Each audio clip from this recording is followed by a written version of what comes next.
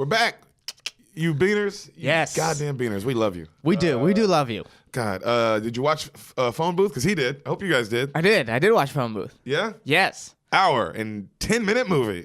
A movie 20 minutes. 20 oh, minutes. no, because it's like 10 minutes of credits. Credits. That's what I was really fucking hour 10. Yeah. You're right. I didn't think about it. I said it jokingly, but now I'm like, damn. It's an hour and 10-minute movie. Yeah, you know what? My overall consensus is that I'll put this in the same category of movie as Paid in Full. Interesting. In terms of, what is that category? It was really interesting. It should have been longer. Paid in Full was short as well, wasn't it? Paid in Full was like 80 minutes. Wow. Interesting. That's how I felt. I felt it could have been longer. Because there were so many storylines that were interesting that they didn't get to fully suss out. No, they didn't develop it. I mean, they're not developing, they didn't suss it out. That's a big word. They didn't dig. And there's something interesting, I think, like, as a writing challenge. Because they did a good job of like, he stayed in the phone booth the whole time and I was into it, right? Yeah. But if you did that for 2 hours, this movie could have been 2.5 hours long. It really could have been. It got way more intense. Way more intense. Way more intense. I feel like they kind of rushed to make the money because it was fun to watch. Yeah. But they could have made a really good movie. And if he's in that phone booth and it's 2.5 hours, you're like, God damn, I really watched this movie. Yeah. I really watched this movie. Not I really watched this movie. Sorry, I'm a little high. But like, like they also like, damn, they wrote this movie and it was interesting. And he was in a phone booth the entire time. Yeah, bro. He doesn't leave that goddamn motherfucking phone booth. I like the shots where it's like the inset, sort of like he would be talking and the shot would be like, what's going on outside the phone booth. Yeah. But it's still mostly him in the phone booth. Yeah. Yeah. I like them shots too, bro. Mm-hmm. Also, I liked all the Forrest Whitaker, like all the cops were great. Like this, the storyline of like him talking shit about him. You know what I'm saying? The scene where he was like, and your wife. Your wife doesn't fuck you good enough or something. Like, what I'm saying? But like that is something that you could have developed more. Yeah. Because Forrest Whitaker's character is really interesting because he apparently if you there's one line where the negotiator comes in or tries to come in and Forrest Whitaker battles him off. Yeah. And he goes, the last one was on your hands. If you lose another one, and it's like, that's an interesting backstory. He already lost someone in negotiation. Oh, you're right. But there's just one line. They could have dug into that. I thought the other negotiator character could have been like going up against each other. I thought besides the main characters, the two, Farrell and Whitaker, who were great, I thought the acting was pretty weak. Yeah. Well, I like Sutherland. Sutherland is great. Yeah, on the phone, he killed it. Oh yeah, great voice. I guess the three main. He is a main because Sutherland is the main. Yeah. But other than that, you're right. The acting is. I felt like the cop was like saying his lines and not putting any emotion behind it. Like, you know what I mean? Like I thought, not that I was mad at it. This is just me being super critical. Yeah. I thought they sacrificed a great movie to make a good movie. So you're telling me. Yes, that phone booth could have been great. Absolutely. I think that's the first hot take we've ever had here, guys. Yeah, that's a hot take. But they would have to change it. Like the stakes would have to be a little bit higher. Colin Farrell should be more of a bad person than just cheating. He should have been been doing some shit. He should have been doing some shit. He should have been like fraud. Or he could have been the like one of the what's it called, dating an underage girl. You know what I mean? Like he could have been that. Make the stakes higher. The Katie Holmes girl should have been 16. Should have been 16. But the relationship is like that. So it's like he's a pedophile, but he's not. It's like he's a pedophile. He's a pedophile, but it's also like this. It's a relationship almost. You know what I mean? So it's like that would you know what I mean? Like there was a great movie there. There really was. That's why I kept watching it. It's like, and you have Farrell, who was great, and Whitaker, who was great, but I felt like they were limited by their writing. They both they had to get to each thing so fast. Imagine if the Katie Holmes girl was 16, right? Then Farrell also in the booth, he's not just crying, he's trying to defend himself. So he's on the attack. You know what I mean? Like there's more of a back and forth than a guy in a phone booth. That's so funny. We're going, imagine if this guy was a pedophile. Yeah. How much better it would be.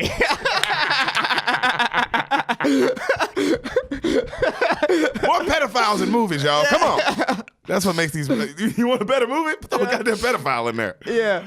That's the best idea. That's a good take. Yeah, you know what I mean? That's like there was legitimately a great movie there. But but at the same time they made a movie that's like if I watch TV normally anymore, and I was going past it, why not just sit and watch Phone Booth? That's Phone Booth.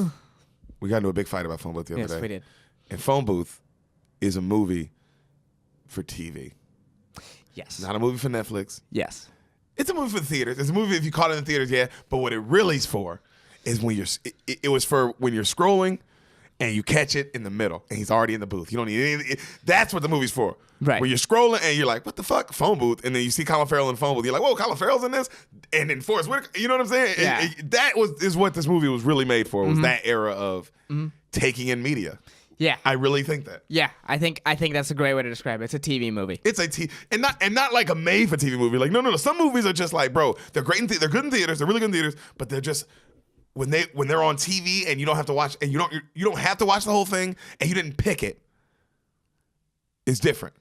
Having to pick, like, am I gonna sit down at Netflix and pick Phone Booth? Get the fuck out of here, man. Come on. Get out of here. Now, if I'm gonna scroll by TNT and see Phone Booth on, I'm stopping. Yeah. I don't know why. Yeah, but what's frustrating about Phone Booth is it could have been that Netflix movie. It could have been like, oh, dude, you gotta watch this. This is crazy. Oh, Phone Booth, yeah, you're right. Well, but you throw pedophiles in there, like you throw your monkey wrench in there. Yeah, it's the movie is intense, and then he has stuff to lose. Yeah. Yeah. I thought Sutherland was great. Now that I'm thinking about it, man, he just to be a voice the whole movie. The voice, you could killed it. Creepy. He was creepy. So I was so every week we post the movie poster on our Instagram, right? And the first movie poster I found had one. This is like one of the original. Had one with Kiefer Sutherland in it, and it's like, yo, movie poster. What are you doing? What do you mean Kiefer Sutherland? Kiefer Sutherland was in the. It was Farrell, Whitaker, and Sutherland. What's Sutherland doing? Sutherland's carrying the bag, and you know how he's dressed like the detective who has the bag? Yeah. That. Right? Just give away the entire movie. The entire movie. It's pretty wild. I mean, he's not the pizza guy, which is great because I like that the movie's not like it's not. They're like, hey, we're setting up that we're letting you know ahead. It's not this fucking dude. Yeah. All right. We're gonna clearly let you know it's not this guy, but we're not gonna let you know who it is. You know what I mean? That's what kind of makes it really cool. For the poster to just give it away is hey, fuck all that. Crazy. That was. It'd be like if the Departed poster was the last shot of everybody shot dead in the elevator scene. It's like, that's the poster? You know what I mean? It's like, well, I think I know what's going to happen. Regardless of where this movie goes, I know where it's coming to. Titanic poster is just Jack dying. Yeah, Jack. Hey, let me get there. God damn, you stupid ass. That's the funniest shit ever. Yeah, dude, that's right. I was like, I can't wait to talk about this because what the fuck? And that's why we really do the podcast. Yeah. To shit on stuff that happened in 2002. Yeah, dude. You know. 2002? Yeah, 2002. Damn, that's crazy how long ago 2002, that was. 2003. 2000. No. It was. Okay, I read this too. This was crazy. It was supposed to come out in 2002. Yo, phone booth facts. Yeah, phone booth facts, bro. So, I got a couple. I got a segment on the podcast, and we're going to do this forever. Phone booth facts. Okay. We're going to drop Facts these about phone booth. forever. All right, I'll give you two. I'll give you two phone booth give me facts. two phone booth All right, facts. first one. It was supposed to come out in 2002, but around the time it was scheduled to be released, the DC snipers were active, and so they had to push it back to 2003. It was supposed to come out half a year earlier. Y'all remember that? Yeah, crazy. Beaners, remember the DC snipers? Yeah, first most famous black serial killer probably. Dude, I remember that vividly. Yeah, I remember that as well. I absolutely remember that. Remember Virginia Tech? We just go down. That's the first time I knew you could kill 40-something people in a day. Yeah. And then the second fact is the guy wrote a sequel called Cellular, where the sniper was on the cell phone constantly, and apparently it was just the exact same movie, so they scrapped it. And those are your phone booth facts. Those are your phone booth facts, baby. We'll see you in a bit.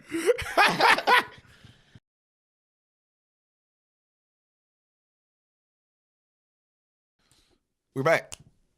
It was like an hour for us. A couple seconds for you. You know, I'm trying to get in the mood. He did that the whole time. Yeah, I was just sitting here. Guys, I practiced this. I've been thinking about it. I don't think we need him anymore for this podcast. I think that's the whole point of this podcast. You kind of need me. I'm going to start explaining the movies to no one. No, see, I don't. Well, why would people want to watch that? What do you mean? What do you mean why? The whole point is that it's crazy that there's someone who doesn't know that Beauty and the Beast is a thing. What are you talking about? I'm staying on the podcast. I don't think we need him, guys. You know what, guys? I don't think we need him, and we're gonna do it today. But next week, big changes. I don't like this already. Right, let's do it. That's funny if you did the recap and you just. Oh no, we're definitely gonna do the recap. You're just watching the camera. Yeah. No. It wouldn't make sense if we didn't do the recap. It's what it means. Also, I gotta ask myself what I think's gonna happen. Anyway, Hassan, what do you think? Since we're here already, Yes. thank you guys for tuning in. And this is a big movie. This is a big episode. All right. Can I guess what? Can I guess what movie it is? Can you guess what movie it is? Yeah, I don't know the movie. We've never guessed what. I want to see how. I want to see how far away I am. Let's let the Beaners answer. Beaners, can he guess? All right, I'm guessing. He's guessing. That was Wow, like- I mean, they answer quick. that was like- They that was wanted like- to know. That was like Dora the Explorer. Well, they also shouted. Yeah. What Okay. do you think? What does he think? What episode is this? 67 or 68? I don't know. I always have to Season check. what? Episode what? Okay. I think it's gonna be a longer sort of movie. Do you think it's gonna be an epic, or do you think it's gonna be an action, or do you think or do you think it's gonna be? No, I think it's gonna comedy? be like a drama. Oh, okay. It's gonna be. You know what? It's not gonna be this, but Dances with Wolves. That's on the list. I know, and it's in that zone. That's what I'm gonna guess. What I've this only movie seen is. that movie one time, Dances with Wolves. Most movies on the list, out of 500 movies on the list, I've seen them all definitely like the majority, 90% of them like 3 times or more. It's weird. It's weird. You know how you're listening to that and like, that's weird? It's weird.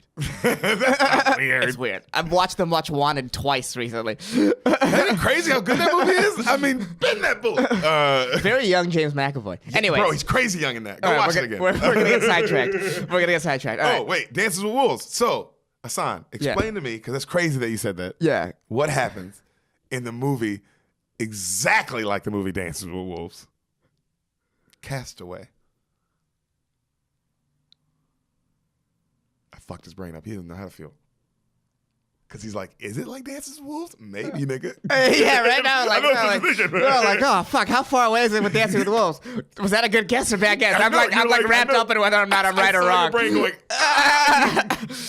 Oh, But how about you just tell me what happens in your version, the Hassan Ahmad version of a movie 500 million people saw, Castaway, or me. This one I agree with you. Everyone saw Oh, this yeah, one. this one you agree? Yeah, this one I absolutely agree with you. Everyone saw this one. If I'm going to have to argue with myself, I agree with you as well on Yeah, this one. yeah. Everyone saw Castaway and not Phone Booth. Yeah, more people saw Castaway than Phone Booth, for sure. Okay, I know. Oscar winning. I know he Tell me like your version. works. It's Tom Hanks. I don't know who the Okay. wife is, and I know he like works. He's like works for maybe this sort of shipping company. I think he works for FedEx. I think FedEx is involved in this. And then he's on like a plane. He has to go somewhere. He's like delivering a package that's very important. He has to deliver in person, so he's on like a cargo plane or some shit of some kind. And then the plane hits bad weather, goes down. The co-pilot dies. He's on this island, and then he has Gets to attacked survive. by wolves. Oh, yeah. And then he joins some Native Americans. Plane crash. Plane on an crash. island. Yeah, okay. And then first he's despondent, and then he has to slowly figure out how to survive. And it's just him living on an island, and you see him sort of deteriorate. He has a friend. I know he has a friend named Wilson. So you know a little bit. You know a little Volleyball. bit. Yeah. There's probably some. He'd probably a funny scene where he pretends something is a girl that's not. You know, like an inanimate object is a girl of some kind. Something tragic happens to Wilson. Probably he either floats away or pops or some shit. You know, and then and then you also see him try different things to get noticed. There's probably a couple times where like a plane flies by and doesn't notice him, or there's a boat in the distance, and then Some Gilligan's Island stuff Yeah, going on. Like yeah, somebody some does come, but he fucks it up. his social awkwardness doesn't. Yeah. They're like, well, let's fuck this guy. Yeah. On this deserted island. How long is he on the island in your movie? 2 years, Okay. and then he probably like creates a fire that attracts a plane of some kind, You get saved? and he gets saved, and he goes back, and he meets up with his wife again, and they have a good times. And that's Hassan's Castaway. Castaway. Not off. Crazy how a movie that you know everything about, you still didn't get any of it. Yeah. You know what I mean? Yeah. But you did. You got most of it. Because it's kind of hard to not. Like, this movie, it's in the name. Yeah,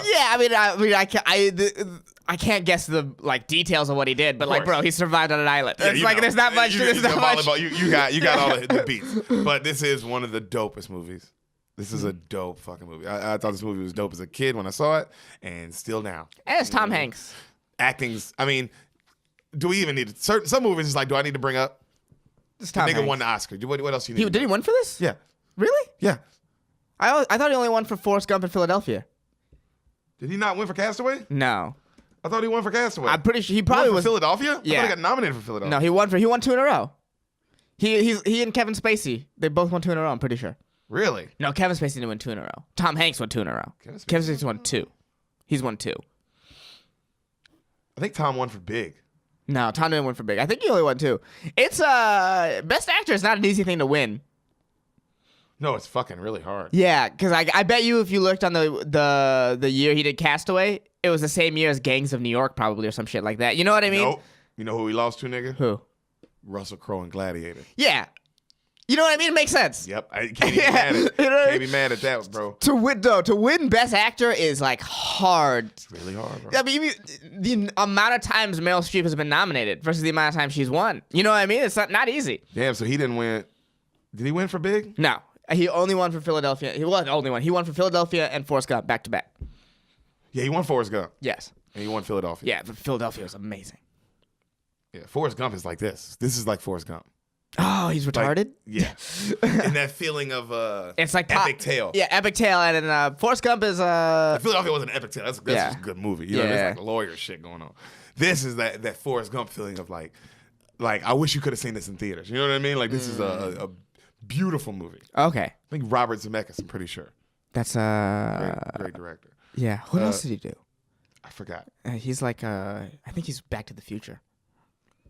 Maybe. I think so. Zemeckis? That sound right. You know what? We're going to go Back to the Future. And that's what it is. And that's what. it Yeah. is. Yeah. All right. Let's get into this. Starts. Movie starts. There's a road in the middle of nowhere. All right. Credits are rolling. Like middle of fucking nowhere. All right. All right. You see a fucking car coming down this road. It's a FedEx truck. Castaway. All right. He rides up to the truck, goes up to the house. It says like Dick Patina on the gate, like, and there's big angel wings on the gate. The guy goes through the gate. He goes up to this like warehouse on the property. There's somebody working on some stuff, and he goes, "Oh, excuse me, Miss Peterson." And then he goes, "Oh, just pick it right there. It's right there on the table, Ramon." And then she goes, "Oh," he looks at the package. He goes, "You're mailing this one to the deep snow, huh?" And then she laughs, blah blah blah. And then he goes, "What's with this pink angel wing sticker on it?" And then she's like, "It's a pink kind of day." And then he laughs, and he's like, "Well, I'll see you next Thursday." And then Elvis starts playing, and then now the camera goes from them talking to the view of from the package. It's like the package's point of view now. You know what I mean? Okay. And the music's going, and like credits are rolling, and now you're just going with this package into the truck, and you're with this package now. Okay. Yeah. So the box, like when the truck opens up again, the package is now in Russia. Okay. Okay. And the dude, goes, "Oh, Mr. Peterson, I got the package for you." And this white dude in a cowboy hat answers, and he answers, and he drops it off to him. And then this hot ass woman's like grabbing his dick and like rubbing on him. And then she's like, "Who is it from?" And he goes, "My wife." Ooh, nice. All right. Like how you said, nice. Nice. So the FedEx dude, he's dropping off some other packages, and then he hands one to this like woman, and then she hands it to a little boy. Right, this big, like, kind of long package. And the little boy puts on a hat, and he starts fucking running across Russia, nigga, with this package. You know what I mean? He's just running. He's running with this motherfucking package, bro. Yeah. All right? We finally, we see the kid running for a long time, and then he runs into, this FedEx store, and, like a FedEx store in Russia. And then we hear our lead, and he's yelling. He's giving, like, a team meeting. You know what I'm saying? And he's talking about how we live and die by the clock. You know what I mean? Here at FedEx, it's all about time. And it's a sin, a literal cardinal sin to lose track of time. You know what I mean? And he goes off on this huge speech about how important time is. Okay. What? Sorry, FedEx is all over this movie, right? Yeah. Like, clearly already. Yeah. I was just curious, like, what did this do? Did this have any effect on their sales at all, like in real life? Because, I mean, their plane goes down. Yeah, but what a promotion. I mean, 3 hours of 500 million people. FedEx. Yeah, it probably Great marketing. helped. Oh, come on. Yeah, and he survives, so like it feels good. It's associated with a feel-good movie. Also, it's just free marketing the whole movie, and not in a hacky way. Yeah, Like, it makes it's not sense. like they're like promoting FedEx. It's just like it Makes happens sense to be, for the story. Makes sense for the story. But man, for the FedEx though, you're like, ching ching. Yeah. You know what I mean? All right, so he lose track. It's a sin to lose track of time. It's a sin. All right, it's going off. Big speech. There's a translator there, like translating for him, right, in Russian. So everybody's like, listen. The kid gives him the package, and like he's really proud of him, right? So he opens up this backpack he has. It's full of goodies and snacks and all kinds of shit. You know what I mean? And then he gives him some stuff, and then he goes off on the crew about the essence of time and the importance of business, blah blah blah. And then the translator starts telling a story about who the Tom Hanks character really is and how important he is in FedEx, and how there's this famous story about one time he stole a kid's bike to deliver a package on time. And then he was like, I didn't steal it, I borrowed it. You know what I mean? But he was like, that's how we get it done in FedEx. You know what I'm saying? He's like, I don't fuck around. So, cut to 15 minutes. Let's go. Every package got to be on this truck. 15 minutes. Like he's shouting at everybody, let's go, let's go, let's go. And then a guy tells him how there's a truck stuck like somewhere, blah, blah, blah. And he's like, let's go. We got to all go get it. We can't have one shipment late, not on my watch. So they all go. And then like he efficiently gets everything from that truck, like this part, into these 3 trucks. You know what I mean? Like he's just a machine. Damn. You know? You love efficiency. I do. Yeah. That's a really good That's an accurate thing to say about me. I love efficiency. Damn. So he's killing it, right? We've also worked for a company like we both worked for UPS at some point. Yeah. And we both know how much it actually sucks on the inside. It's not efficient. It is efficient, but it's dehumanizing. Yeah. It's efficient, but it's like just get robots, man. Yeah. So Tom, he calls some lady, right? And she doesn't answer, so he leaves a voicemail. And he says, hey, I'm going to be back in Memphis in 18 hours. I got to go to the dentist, though, this week. My tooth is killing me. All right? And he's like, I love you, bye. So the pilots, he gets on the plane. The pilots tell him how they have wind ahead, but they're going to push through. All right? Another manager that he knows like comes in on the plane, right? And they're flying and they're drinking wine and talking about packages and like how efficient this system is that he's doing, blah, blah, blah. They're just talking business. And the flight attendant comes up and she asks the other dude how his wife is. You know what I'm saying? And then she's like, he tells her how she's going to the doctor tomorrow, how, she clearly has cancer, but like, you know what I mean? Like, saying it like a roundabout with like, and he's like, like he's down about it. Like, we're just doing this, we're trying, but we'll see. And blah, blah, blah. And she's just like, oh my God, I'm so sorry. And then the camera pans over to Tom and he's sitting there quiet and like nervous, like not saying anything. Right. So they land in Memphis. Okay. So they land, right? Hanks tells, as they land, he tells the stand dude, he's like, hey, I'm sorry to hear about your wife. I'm sorry I didn't say anything. I know this doctor. It's really expensive, like famous cancer doctor in Atlanta. If you guys want, get his number. I can give it to you. If you want, if you're willing to, if you guys haven't tried it. And he's like, please, thank you. I mean, he's a guy like breaks down like, thank you. You know what I mean? I appreciate that so much. Right. So, he goes into offices and he's like, is Kelly Frears here? Kelly Frears? And then he finally finds her and it's Helen Hunt. All right? That's the main lady in this. Leading lady. The leady lady. Leady lady. She's the leady lady. So she's like, oh, you're home. And he's like, oh, and she's like, oh, and they hug and they kiss and they start dancing just by the copier, like to the copier making copies, right? Right. So they go home and there's pics of Helen Hunt all over their house, like of them together. Right. You know what I mean? Like clearly they've been together for a while. And then they're laying on the couch and they're watching TV and he's asleep and she's just watching him sleep and she's just in love with him. You know what I mean? So the next scene, they're at a big, huge Christmas dinner. Gigantic Christmas day, a gigantic, big family. Everybody's there. They're talking the beginnings of FedEx with Fred Smith, and they're telling the story about like how it started, blah blah blah, and like all this cool. You know what I mean? Like the real kind of company story. Like so it's kind of like cool to hear this backstory. And Fred Smith's son went to my high school. No. Cannon Smith, starting quarterback, played quarterback. His name is Cannon. Wow. You got to be a quarterback. University of Memphis as well. Yeah. Yeah, was good. Yeah. Was legit. Played safety when he got to University of Memphis. Be funny if he had a weak arm. No, yeah, he had it's funny, he didn't have the guy. He didn't have a cannon? When I was a freshman, he was a senior, right? Or he was a junior. Okay. And the other quarterback, was John Michael Skinner, who was a junior, and those two would battle each other. Yeah. And the whole season, and then it was crazy how he won the game. The team that they lost to, they made it to the state championship my freshman year. And Cannon, in the regular season, he played the game against the team they lost to in the state, which is our rival, MUS. Yeah. He played the game against them, right? And won. Yeah. And then they matched up again in the state championship, and John Michael Skinner got hot in the playoffs. So he played in the championship game, and they lost. by a game-winning touchdown. Craziness, bro. It was one of the craziest games. I was a freshman with crazy games I've ever seen in my life. But it was one of those things. But Fred Smith's son. So I would see Fred Smith at my practices all the time. Billionaire Fred Smith, this billionaire who started FedEx, would just be at my school all the time. That's crazy. Yeah, my dad would talk to him all the time. It was crazy. Yeah, so that's just interesting Fred Smith fact. Christian brother, baby. Yeah. So they all ask. They're at the dinner. They're all asking when Tom Hanks is gonna marry Helen Hunt. Oh wow. Yeah, right. And then they're like cracking jokes. Like you tell, like the family all knows each other well. So right. They're all cracking jokes about it. And then she's laughing about how they're all pressuring him, and then they're making fun of her last marriage and how bad it was. You know, like you tell they all know each other. Like it's comfortable. You know. Right. And then everyone's laughing, and then Tom takes a bite, and his fucking tooth gets hurt. He's like, you know what I mean? Like, fuck, you know. And then he looks down as that happens, and he gets a page. And then right when he gets the page, he looks at Helen Hunt, and she's like, because she knows, she's like, oh, he's got to go. You know what I mean? And then he looks at her, and then they go to a bedroom, and they pull out their planners, and then they start coordinating their schedules. Like, all right, well, I can fly here, and I can meet you here. We can maybe see each other then. You know what I mean? We can do this. We can do this. It's a high-powered couple then. Oh, yeah. Power couple. And then she tells him, she goes, all right, all that's all set and good, but you better be home by Christmas Eve. For Christmas Eve. And he's like, I'll be home for Christmas Eve. And then blah, blah, blah. She's like, but you better be home. Like, I don't give a damn about everything else, but you better be home for Christmas Eve. He's like, I'll be home for Christmas Eve. And then he goes, what about our Christmas gifts? Or like our Christmas gifts. He's going to be, okay, sorry. What? He's going to come back on Christmas Eve.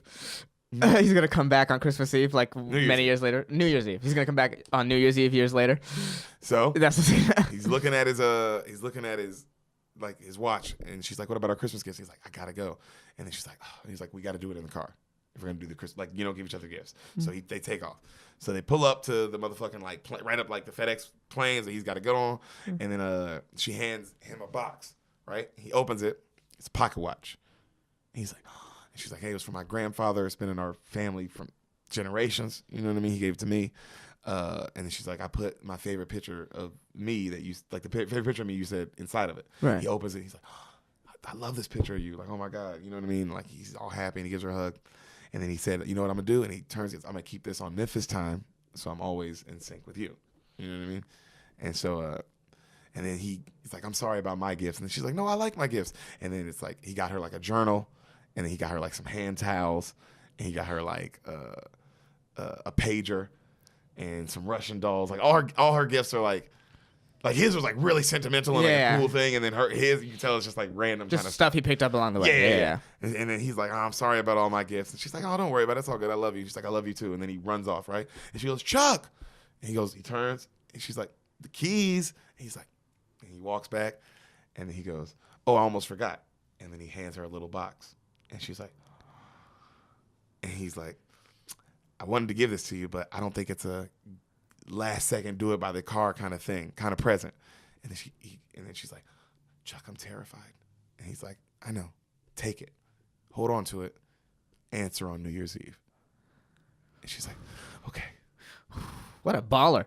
That's a pretty baller move. Yeah, and she looks so happy. She's like, okay. And then he goes running, and he goes, I'll be right back. And he gets on the plane. All right? So he's asleep on the plane. He's knocked out. He wakes up. Right? He's like, what the fuck? He's looking around, and then he sets his pocket watch down on the tray, and you look at the time, and then he gets out of his out of his seat, and he goes up to the pilots. You know what I mean? Because his cockpit's just open. It's like a big cargo plane, right? You know, and he goes, "Hey, what's up, boys?" And he's cracking jokes about the turbulence, and then he notices as he's cracking jokes. I love this shot. The pilots are not listening, and they're like, "Mayday, we got a 2-4. We got a they're like it's a 2-4. Anyone here? Calm. All right, check this. They're just going off. Clearly, like, oh, something's up. This is intense." And then he's like, and then as the camera pays in, and then he's like, and then he starts kind of looking around, and he's like, and it comes to that he's like, "What the fuck is going on?" You know what I mean? And then he hears him say like, "Oh, we lost communication. Oh, we haven't been out like I've never." And then one of the pilot goes, "I've never not had communication this long. What the fuck's going on?" You know what I mean? Like you can tell they're nervous. Right. And so he's like, okay. And then he grabs like a little kit. He like goes out. He gets out of there and he grabs a little kit and then he goes to the bathroom. Right. So he's in there and he's washing. He's putting water on his face and he's kind of like he's playing with a Band-Aid on his thumb. He's looking at it, and then right then, boom. And then, like the door, His bathroom door opens up. He just grabs onto the thing. Right, he's like, "Ah!" He's like holding on for dear life, right? Like something like, you know what I mean? Like his legs are in the air, "Ah!" You know what I mean? And he's like, what the fuck? And then like something like that's like he drops, like the air comes too. You know what I mean? Yeah. And then a captain comes and grabs him. And he's like, put your seatbelt on. And then he puts a gas mask on him, like a mask thing on him, right? Yeah. And then they're like, and they're just like, you like just fucking going. Like, it's like that Gray scene, you know, where just like that shit where you're like, oh my God. Pretty much your worst nightmare every time on a plane. Yeah. Everyone's Oh my God. worst nightmare every single time. Yeah. Just that feeling of like, you just feel it. Yeah. And that sound, you know? And fucking, the captain gives him the captain goes, hey, we may have to ditch the plane. He's like, what? We may have to ditch the plane.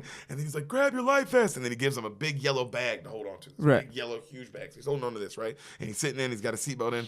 And then he turns and he's looking at the captains and they're all panicking in the cockpit. Panicking, just trying to fucking figure out what they're going to do, yelling, blah, blah, blah, right? And then the captain, one dude's yelling, gotta put your life vest on. We may hit water, put your life vest on. His life vest's on the ground, okay? He looks on the ground, he sees that, and he sees his pocket watch on the ground over there, all right? So he undoes his seatbelt, and he heads over to the pocket watch. Starts crawling over for it, right? And they're like, put your life vest on. Get back in your seat, put your life vest on.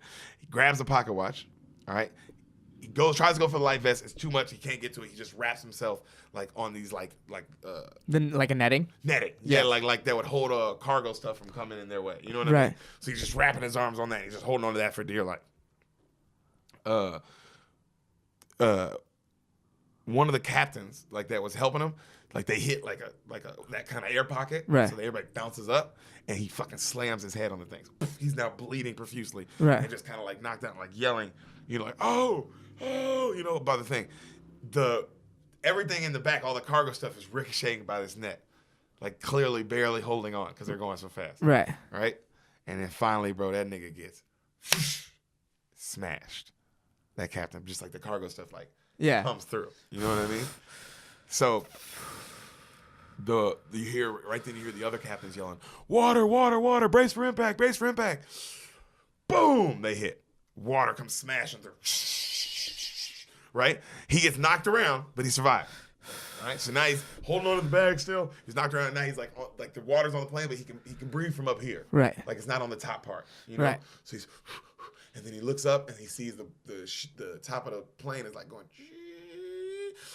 right? And then water just floods it. Right? So then he fucking pulls the life vest, the big yellow bag, which is it was a raft. Right. So a big gigantic raft comes out. And he's holding on to it, right? Yeah. And it goes floating up. As it goes up, the emergency kit that's on next to the raft that has all your emergency tools and all the things you'll need gets caught on something. So now he's holding on to the raft. The emergency kit's down there and it's caught on something. So he's like, and he's looking down at it like, and it's like, and then finally it just snaps. And he loses all the emergency supplies. And he's like, no! And then he just, and he goes all the way to the top. So now he's at the top, right? And it's just chaos. As you can imagine, just chaos. Yeah. Fucking jet engines right by him, fucking fire everywhere. He's just holding on to this raft. And now it's even crazier up top. You know what I'm saying? So he's holding on to this shit. And bruh, he fucking gets in the raft. And then he notices the jet engines like right next to him. And it's like getting louder and louder. So he starts paddling with his hands. And it fucking goes, and it fucking blows his raft like, you know what I mean? So he goes flying. Then he lands and he fucking goes swimming. He crawls and he gets back on the raft and he's holding on the raft and he's just getting hit by these monster waves. Ocean like, and he's just holding on for dear life. And then the camera pans back and then he's just in the middle of the ocean. Yeah. Oh, God. Ocean. You know what I mean? It's fucking crazy, bro. Oh, man. You look at Lost in the Ocean. Bruh, that's some scary shit. Just on a raft, no supplies, nothing. So, camera fades out. Yeah. He wakes up. He hits like a rock, and his raft pops. Right. And he wakes up, and he like it's dark, and then he feels the rock, and then he starts climbing up, and he sees like the line of an island, and he's just like, what the fuck, right? So he just goes to sleep in his raft. He doesn't get out. Right. The next morning, he wakes and he's on the beach, and he's trying to walk around, and he's still just completely in shock, and he's kind of like falling and like on the sand, like getting up, and his mouth is just like you know what I mean? The acting's so good, bro. He's just right. You know. He checks his pager, it's broken. Checks the pocket watch. Time's not working anymore, but he still has it. So he walks along the beach and he sees some packages, right? And so he starts picking them up. A couple packages, right? Right. And he's yelling, hello? Hello? He's taking off his wet clothes. Hello? Anybody help? Just screaming, right? So he spells help really big in the sand. Like With the packages? No, just with his foot. Okay. And like hands. Just like huge in the sand. Help, right? Across the beach. Right. Okay? And then he goes to sleep.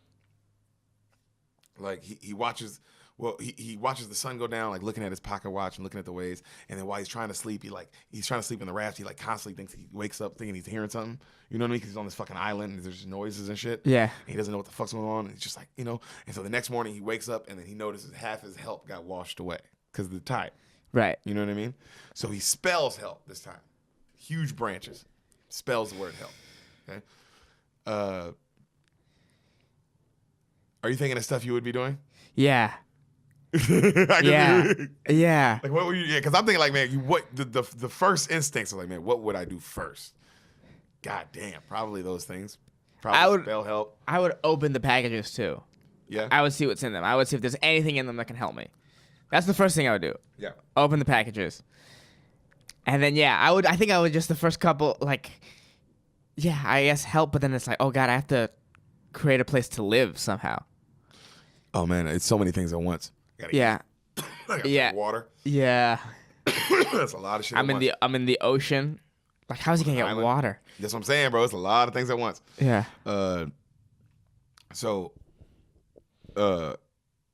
He spells after he does that, he finds some more packages, right? So he's just stacking up all these packages. Right. And then he thinks, as he's doing that, he thinks he hears something on the island. He's like, what is that?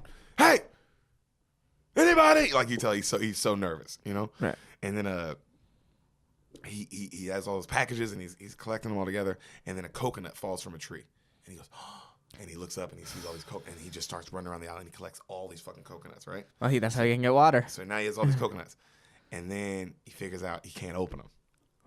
So now he's trying to smash it on the rock. He's throwing them. He's chiseling them with the rock. He's hammering them. He finally figures out, gets a rock that he can peel it. So he peels the coconut, and then he smashes like the skin hairy part, and then it smashes and all the coconut juice comes out. So he's just like, fuck. You know what I mean? And then finally he uses the sharp rock, and he chisels it in through the top, and then he kind of drinks it like that, like a juice almost. You know what I mean? And it's just like, it looks like the most satisfying thing you've ever seen. Yeah, that sounds great. I hate coconut water, and I hate coconut water, but in that situation, that would be perfect. So now he knows he has water for a little while. It's something in a sustenance. Yes. Some form of sustenance. That's natural and will keep coming back at the very least, you know? So if he rations it out, good. So he goes trekking, after he drinks a couple of those, he goes trekking through the other parts of the islands, right? And he finds a little cave. He's just like, hello, hello, and he kind of looks in it for a little bit. Then he goes walking back to where his raft is, and he cuts his foot, right? So now his foot's bleeding all through the water. Yeah. So he looks up to see the top of the island, right? And then as he does that, he's looking, he gets hit in the leg with another package. And it's a package with those angel wings on it from the beginning of the movie. Okay? So he's looking at it, he's looking at the angel wings, like, that's an interesting little stamp, like these angel wings. Yeah. Know? And then he sets that down with the other ones, and then he makeshifts himself some sock shoes. So he has his socks, right, and he dries them, and then he gets a bunch of leaves, and he pads the bottom of his, like with a bunch of leaves. Yeah. So it looks like they're little socky shoes almost. Okay, you know yeah. What I mean? Yeah. So, and then he goes trekking, like, rock climbing pretty much up the island. Yeah. All right, to go up. He looks like a fucking dirty Moses now at this point. Now he looks dirty, and he's not fat, but he's a big guy. Right. You know what I mean? He's like he's a big dude. He's a bigger guy. He's tall. Right. You know what I mean? He's got some weight to him. Okay. You know what I'm saying? Fat adjacent. Fat adjacent. Okay. You know what I'm saying? Okay. But he's definitely not like because he's able to do all this shit. Right. You know what I mean? Right. He could climb the ladder at the Comedy Store. Yeah. Okay. He's rock climbing up this goddamn mountain. Yeah, he's climbing the ladder at the Comedy Store. Okay. That's the level of fat. If you can't do that, you're too fat. Yeah, you're too fat. Yeah. So he's going up, right, and he gets all the way to the top, and then he stands on the edge, and then he looks around the whole island, and he's like, oh, fuck, it's not big at all. Right. Okay? Very small. Mm-hmm. And then he's looking in the water, and he sees something. He's like, what? So he goes running down, and then he jumps in the ocean, he swims, and he swims, and he swims, and it's a dead body floating, right? One of the captains, right? And he turns it over and he's like, ah, and he screams. He's like, oh my God, he's like panicking because the skin is all, fucked up and just gross. Yeah. You know what I mean? Been out there for days, clearly. And he pulls him in using leaves, right? Drags the body in using leaves. Yeah. And he takes off his shoes and he tries to match them up with his feet, but his feet are too big. Ooh, that sucks. That sucks. What I mean? That sucks. And then he grabs his flashlight off his belt and it works. The guy has a flashlight. And then he grabs his wallet and his name, he looks at it, he goes, Albert R. Miller. And he goes, wow, not Alan. And I love that little bit of acting. I'm just like, oh, wow, I like that he chose that this character has been calling this guy by the wrong name. Like, you know what I mean? That's a subtle thing. Ooh. But, it's just like, oh, this is, and he goes, wow, not Alan. And he goes, but Albert. Like, he's like disappointed himself. Like, fuck, why don't, I called this guy the wrong name this whole time, And then he pulls out the picture of his wallet with him and his kids, and then he gets really sad. And then he buries him. He like digs a grave for him. He buries him. He buries him with the picture of his kids. And then he gives him a tombstone, and it says 1950 to 1995, Albert Miller. And then he looks at it, and he goes, so that's it. And then he walks off. Right? So it cuts to him, and he's cutting off the toe parts of his shoes. Yeah. Right? Like he's figured out a way to cut the toe parts off his shoes, and he makes them like little sandals, pretty much. So now his toes are sticking out, but he has shoes, pretty much. Right. All right. So he lays in his cave, and he's got his pocket watch, and he's just cutting it on and off, looking at the picture of Helen Hunt. All right, he's just cutting it on and off until he falls asleep. So the next morning, he's taking a shit. Okay. And then he's trying to find drinking water off all these leaves he set up, right? And he can't really, there's not really much. And then he tries to hunt fish with a spear, but he's just failing everywhere and like falling and just can't, you know what I mean? Yeah, like, yeah. There's no way this motherfucker can do this shit. Well, right? he's going to learn how to catch a fucking fish through the course of this movie. I'll tell you With that. a spear, though. With the spear. Absolutely. If he has a will to survive, he's going to learn how to do it. So, but he's going to suck at it for a long time. Dude, you know how hard that would be? Yeah, that's something you have to learn. To do that well, you have to like learn that growing up. It's like, that's how your people have to hunt. Yeah, exactly. Yeah. So, it's night now, right? Mm-hmm. Can't sleep, so he goes to the ocean to pee. And then he's staring straight ahead, and far, far away, he sees like a light. He's like, hey! And he starts screaming, right? He's screaming, and he grabs his flashlight, and he's like making noise, and he's just trying, over here! And he's just screaming for help, right? So the next morning, he can still see the light blinking. So he packs up everything in his raft, and he like ties his raft up, so it's like now it's a little smaller raft, you know what I mean? Right. But it works, and he gets everything in there, and he starts paddling. And he's paddling towards the waves, he just waves ahead. And he's like, fuck it, I'm going towards that light. So he's thrown back a little bit at first, but he keeps going. And he makes it over a couple waves, then a couple more waves. And then he finally gets to just a gigantic wave, right? And he goes, and he just keeps going, right? Going. And then it turns him over, flies him back, pops his raft completely. His raft pops completely. And then he like comes to it, and he finally gets up, and right when he comes to another just wave, and knocks him down again, and then the same coral that popped his raft just stabs him in the leg. And then you hear him go, ah! And then just water, blood in the water, like a shot of just blood gushing everywhere. And then it's a shot of him hobbling back, like pulling his raft, you know what I mean? And it's just blood gushing all through the water, right? And he's hobbling, and he can barely walk on it, and then it starts storming really hard, like hard, right? And then he uses the raft, like the pop raft, to cover up all the packages. Yeah. And then he goes trudging on one leg to the cave. And then he just lays in the cave. But in the cave, he finds drinkable water. Oh, thank God. So he drinks some water, and then he passes out, but he leaves his flashlight on. It's always something. Right. It's always something. There's never not something. You notice that? Especially with a good movie. Yeah. A good movie is like, bruh. That's just life, bro. There's always fucking something. Oh, with life, there's always something. There's Every always day. fucking something. Something. So next morning, he notices his flashlight's out. And he also notices his leg is absolutely fucked, right? He's looking at it, it's just big gash, and it's fucked up. But he's just holding on. He grabs a pocket watch, and he just kisses it, and he holds onto it. Mm-hmm. So next morning, he's down in coconuts like crazy, right? It's early in the morning. And then he looks at all of the packages, and he sets them up all around him. Yeah. And then he starts opening them up. Yeah, finally. Jesus. I get why he didn't. I like that this character, he works for FedEx. His whole job is to deliver these packages. To deliver these packages. Yeah. So he finally like I like that, but for him it's like he It's didn't like a want to do thing. it. It's a thing. So Yeah, it's a thing. That's why he's sets them all successful. up, and and it's I like, get that. He's like, all right, I'm gonna do this, right? So he opens, and it's like a 1-by-1 thing. So he opens them up. First ones he opens, just VHS tapes. All right, just like 20 of them, so many, and he like dumps them all out. And he's like, sets to the side. Opens up the next one, all just divorce papers. Whew. Right? It's like talk about dirty Santa, nigga, or white elephant, or whatever you want to call it. Dirty Santa. What do you? People call that game different things. Okay, I've never heard Dirty Santa before. You call it white elephant? Yeah, I've heard White Elephant. Oh yeah, I Dirty call it Santa. dirty Santa. That's weird. Yeah, you see what I'm saying? That sounds sexual. It's fucked up. I don't like But it. It's also just like it's the dirty Christmas, you know. So, I mean, but just imagine. So you get divorce papers. You're just like, what the fuck? Yeah, you can use that as bandages. Yeah.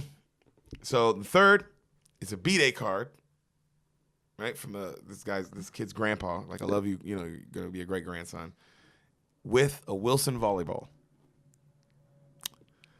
Next, he opens them up. Ice skates. All right. I love this movie because it's like, oh wow, it's like I like that they picked, and then the next one was a big beautiful dress. Okay. But the dress has a lot of interesting material on it. You know what I mean? Okay. Like all this weird kind of stuff. Like a character gown almost of some kind. Yeah, pretty much like something. Yeah, so it's just a lot. You know what I mean? So he's just looking at it. But I love that. And then he gets to the package with the wings. He's about to open it. He doesn't. He sets it back down. Okay. He doesn't open that one. Okay. But so let's go over again what he got. He got VHS tapes. Okay. Divorce papers. Divorce papers. Wilson volleyball. Birthday card. Birthday card. Ice skates. And a big beautiful dress. Okay. Okay. Okay. Out of those things, what do you think is the most important? The ice skates give you a knife. Bro, the ice skates are the whole movie. Because you hear that and you're like, ice skates. And I saw your brain go, that's interesting. Yeah. But then you start really thinking about Ice skates. everything you can do with ice skates. You can use the rocks to sharpen the blade. And then It's also, like you said, it's two knives. It's two knives. It's weapons too. Bro, it's everything you need. You can fight off a predators. hunting weapon now. Yeah. Actual, for an animal, let alone, you know what I mean? Yeah. It's everything. And you get to enjoy Christmas. Yeah. You can skate around. In case, a little wintry in this island. Yeah. A Just skate on. pond. Pond you can skate over. Play some hockey. Also, I forgot shoelaces on the ice skates. So now he has two shoelaces. Okay. Those will probably come in handy. You can tie shit with them and all that sort of stuff.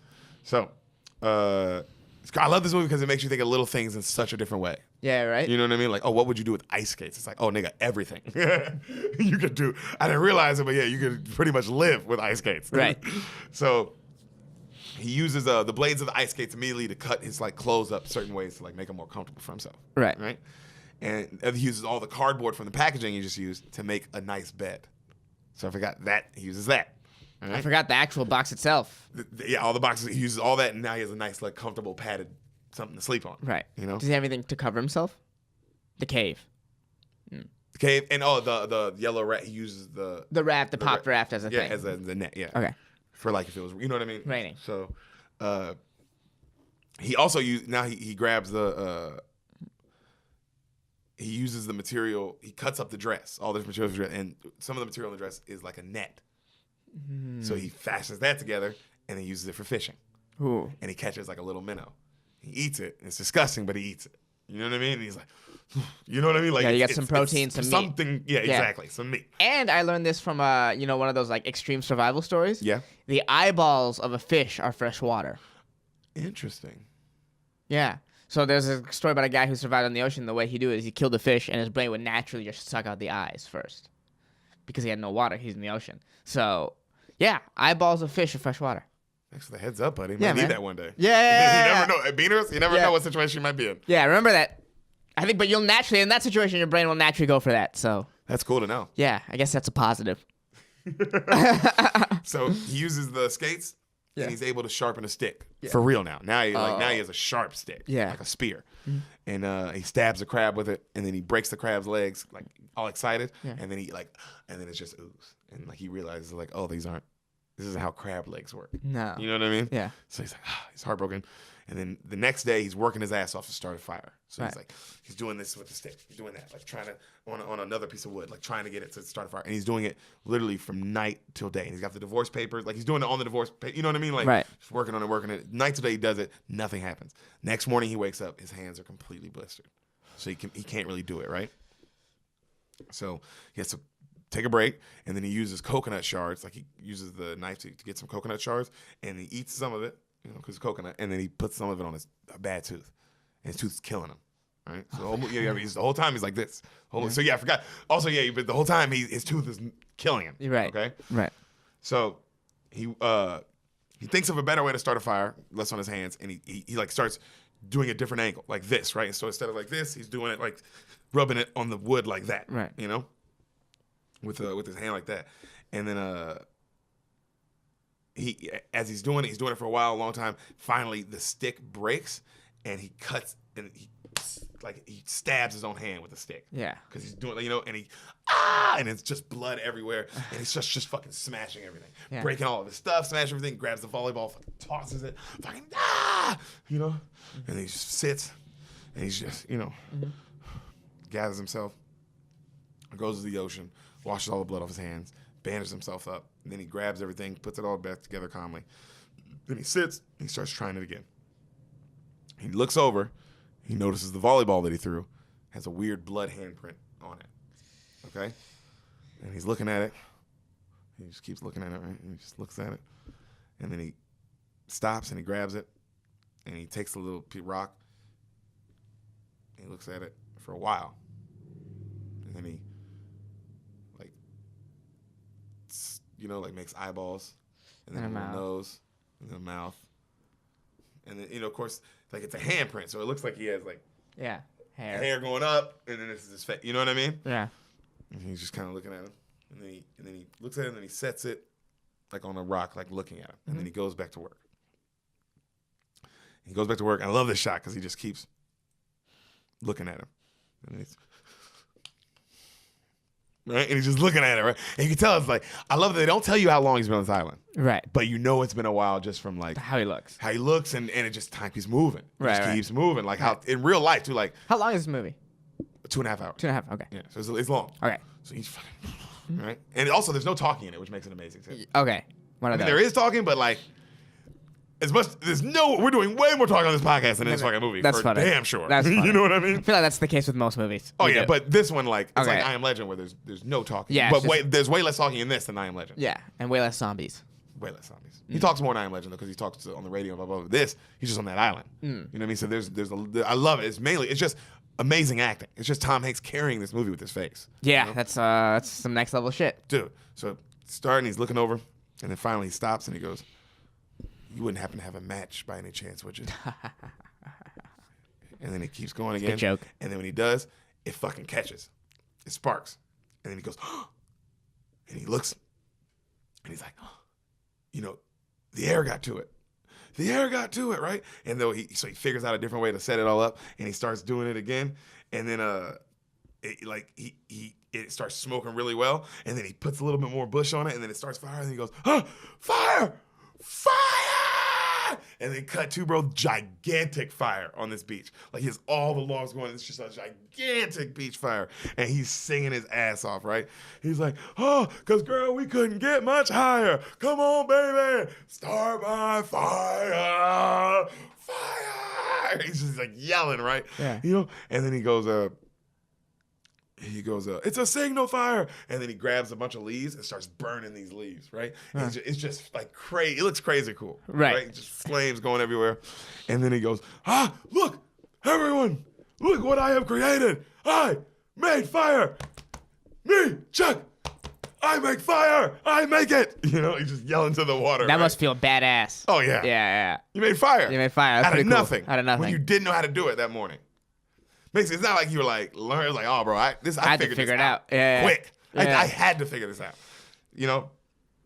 So he's laying back and he's roasting crab. Yeah, he's a bunch of crabs on a stick, right? And he's roasting them all, and then he's breaking over legs, and he's just going to town, just eating them all. And then he goes, "Oh, gotta love crab." And he's talking to Wilson, and he goes, "Just in time too, man. couldn't do much more of those coconuts. Coconuts are a natural laxative. Something they don't tell you on Gilligan's Island. It says that in the movie. Nice. Well, you got to drop the Gilligan's Island reference somewhere in there. So he goes, he's sitting there and he's quiet for a second. He's eating. He goes, looks like we made fire though, huh, Wilson? And he pauses and he laughs. He goes, so, Wilson. Cut to, they're in a cave. And now he's just telling Wilson about what happened on the flight. Everything went well. And he's drawing it all in the cave. So he's like, so we started, we left here at 10 a.m., flew here. I fell asleep. He's like calculating everything, just telling him everything that would have happened. Like, we must have hit here in the course. We would have landed here. So the search radius would be here. And he's just talking about all this shit. And as he's doing this, the camera's panning through the rest of the wall. And you can tell, like, oh, he's been here for a while. There's drawings all over the cave of Helen Hunt's face. Oh, wow. You know what I mean? Oh, wow. And it's like, yeah, exactly where you're like, oh wow. Because I said that too. I was like, oh, wow. Because I never really noticed, like, oh, I love how they're telling you how long he's been here. Just subtle hints. Yeah. Because I'm sorry, just drawings of her all over the place. And then, like, of other things too. And then, like, now he's got the whole map out of the crash as well. You know what I mean? Jesus. Yeah, and he's telling it all to Wilson. Yeah. Okay? Yeah.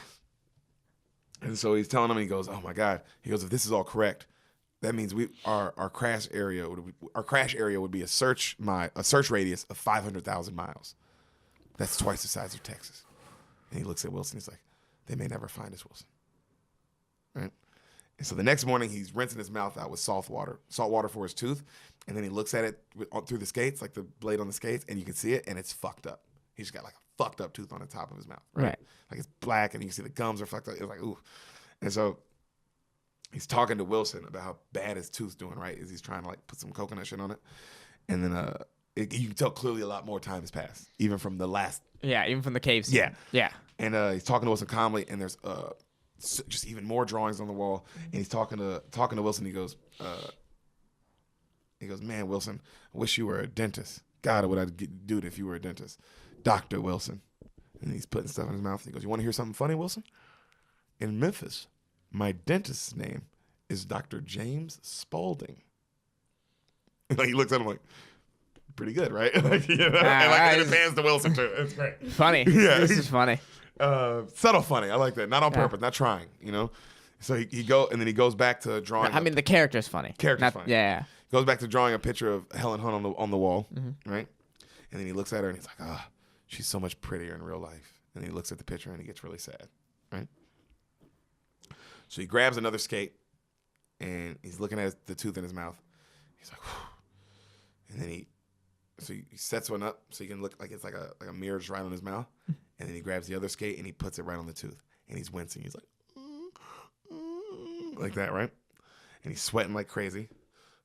And then he grabs a rock and he puts it on the edge of the thing. He's like, and he just starts crying. And I mean, legitimately, like, oh, it's intense. Like, and he goes, 1, 2,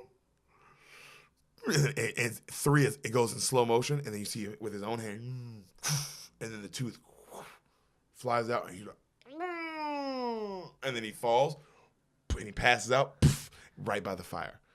And then the tooth is right there, and he's just bleeding out of his mouth, and he just passes out. And his blood's just coming out of his mouth. Camera fades to black. So when the camera comes back in, it pans in on the water, right, the ocean. 4 years later, from that point. And when he said 2? Jesus. 4. Jesus Christ. You see a fish swimming by. Right. Spear. Just fucked him up. Yeah. Big fish. And then camera pans back. Bro, he is on the beach. Skinny as fuck. Shredded. And it's Tom Hanks. Yeah, it has to. Yeah, he must be shredded. Yeah, that's why. That's where the Oscar nomination came in. I mean, you know what I mean? I mean, it came in, but this is like on some that Philadelphia shit. We were like, oh, you can do stuff with your body. Whoa, he's a different man, not a different face, a different essence of a human being. It's like Christian Bale. It's like Christian Bale, bro. It's like Christian Bale on that shit. Just like when you see Vice. I haven't seen Vice, but I've seen the trailers, and it's like that's Christian Bale, bro. Yeah, different. Where it's a different. You become a different human being. Yeah, Christian Bale can do ridiculous stuff with his body. Same with Tom Hanks.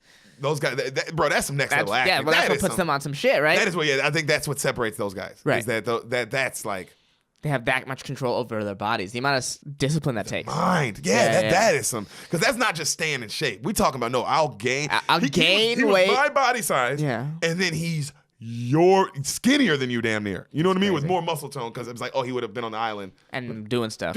Yeah. Working. His life is working out. Yeah, and then also just his skin is bronze. Right. Completely bronze now. You know what I mean? Oh, yeah. Beard, gigantic hair. I mean, looks like fucking Bob Marley or some shit. Yeah, it looks insane, probably. Oh, insane. Looks insane. But just stoic, though. Right. Such good, just completely stoic. You know what I mean? So he eats the fish raw, crouched down like a fucking animal. Yeah. Eats it raw. And just, you know what I mean? Completely just, yeah, bro. Just doesn't even put it over the fire? Just eats it. Eats it raw. That's bad. No emotion on his face either. Yeah. It's like, damn, this nigga can act, bro. God damn. And he sleeps in the cave, right? And now there's pictures of Helen. Like, I mean, yeah. The cave is just, you know what I mean? It's just the whole cave. Pocket watch is open, completely rusty, but the picture's still open in it and it's still good. Right. And then you tell he has a calendar now of how many days he's been there, and it's just little marks all through the wall. You know what I mean? Right. And just like April, May, like his own version of what the months would be. Right. You know? And he's used, I like it with the tide as well. It's written down like when the tide comes. So that's how it's like, oh wow, that's so smart. Yeah, you have to track that. That's important. If after 4 years you would notice it. You would just notice it and know. Yeah. You know.